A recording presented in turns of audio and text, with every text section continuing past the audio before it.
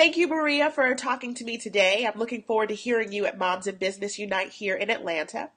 And one of the things that you said in your Mom Talk Minute videos on your site was you recommended that moms get a support system and get some help and even hire someone to come in. And that really resonated with me because I'm getting a nanny who's going to come a few hours a week. In fact, she's coming today.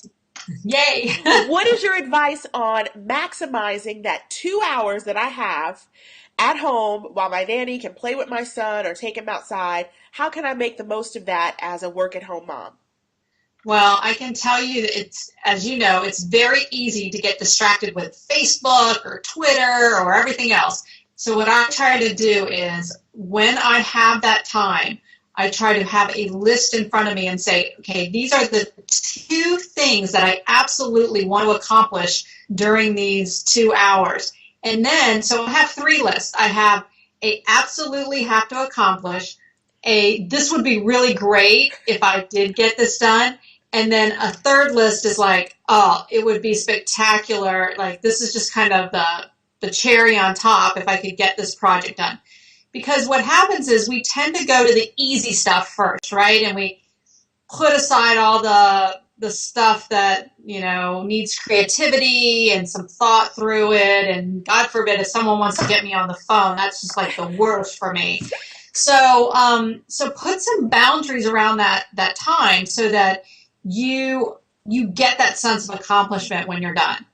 So, prioritizing, which is like a buzzword for Exactly. me this week. The guests who I have on my show are mom entrepreneurs who haven't been interviewed before, Right. and I want them to be prepared not only when they appear on my show, but also the next time a reporter calls them, when CNN calls, when ABC calls. How do you help your guests relax and be themselves and put their Right. best face forward?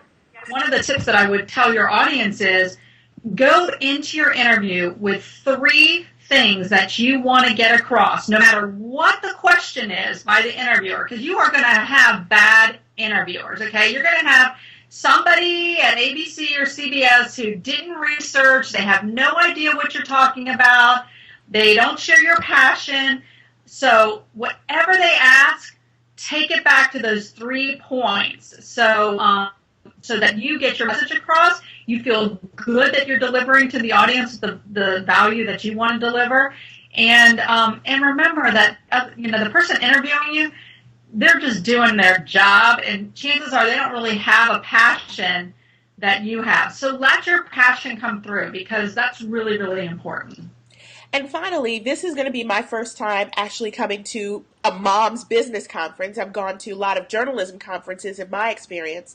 So for moms who are my viewers and are watching this or online on YouTube or on mommytalkshow.com, can you give us just a little preview of what your keynote address is going to be like? I know you can't give us the whole thing, but what is your main topic going to be?